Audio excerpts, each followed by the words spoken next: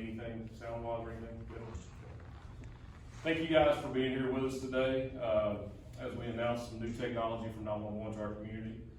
I would like to thank those elected officials in attendance, Senator Massey, Representative Mannis, and Commissioner Biggs. Commissioner Biggs is also a board member of 911 as well. Thank you guys for being here. 911 is one of the services in the community. It's very few that deal with every level of government. State, local, and federal officials all have an impact on 911 in your community. And it's hard for us to put into words how much it means to have the support of our state and local and federal delegation. Everything that we have asked them for and problems we have presented them to, they have been overly supportive, and we are grateful for that. So thank you guys. A few years back, the Tennessee Emergency Communications Board, along with our next-gen 911 vendor, AT&T, began building a platform to allow text and 911 service in the state of Tennessee. Through a series of technology upgrades and system testing, our team at Knox County 911 is excited to announce that text to 911 is now available in our community.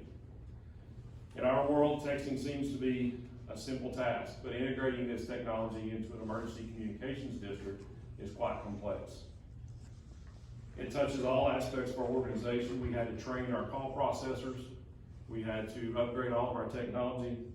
And so it took all of our team to make this happen. And our community should be very proud of your Knox County 911, and the performance they have daily for our community is unparalleled in the state, and I would put them up against anybody in the country. So thank you to them as well. This technology will provide another option for those in need of emergency services to contact the emergency services through text. But it's important that we remind everybody through all this, and the announcement is exciting, but this should not be your primary option for contacting 911. Always a voice call is the most convenient, the most effective, but when you can't, we appreciate the opportunity to receive those texts from you. We've had some interaction with a couple of local people that have helped us. Catherine Ellis from the Family Justice Center has been instrumental in making sure that we reach domestic violence victims. Molly Anderson has helped us as well in making sure that we are properly reaching the deaf and hard of hearing community. So we thank them for their support in this as well.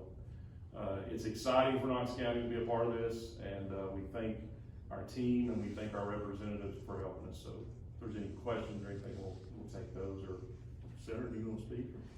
Well, just briefly, actually Molly Anderson came to me and told me about the problem. She is a member of the deaf community, and she was in a wreck and obviously couldn't text 911.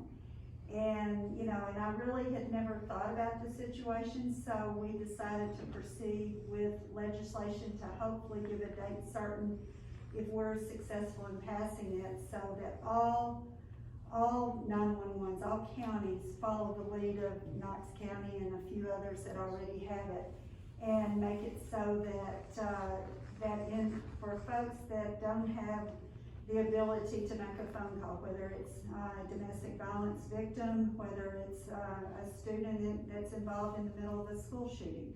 You know, you don't think of these things, but hopefully we can spread that across the state. And so Representative Mannis has agreed to carry the bill in the House, and we will work toward getting that passed with with the goals that eventually that every county will have that available for the people that need it the most and people that are being the most vulnerable at that time. So I thank you for taking the lead, Brad, and we appreciate always working with you. Absolutely. Thank you all. I want to thank Senator Massey for bringing this piece of legislation to me, and a huge thank you to the Andersons for even introducing us to this.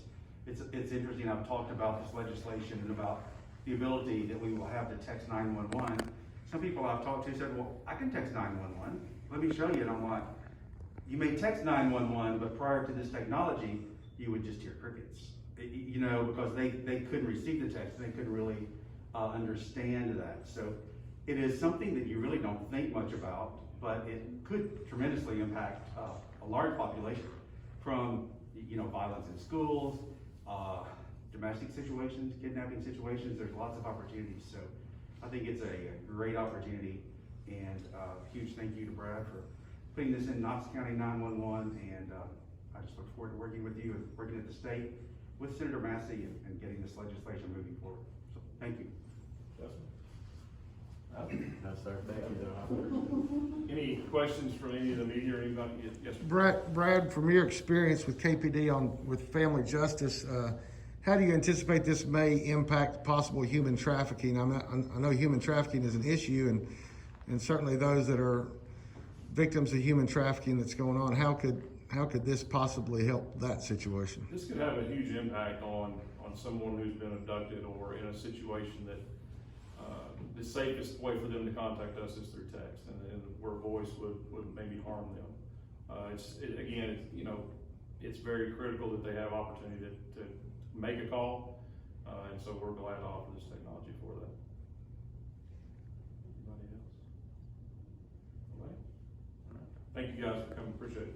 Thank you all.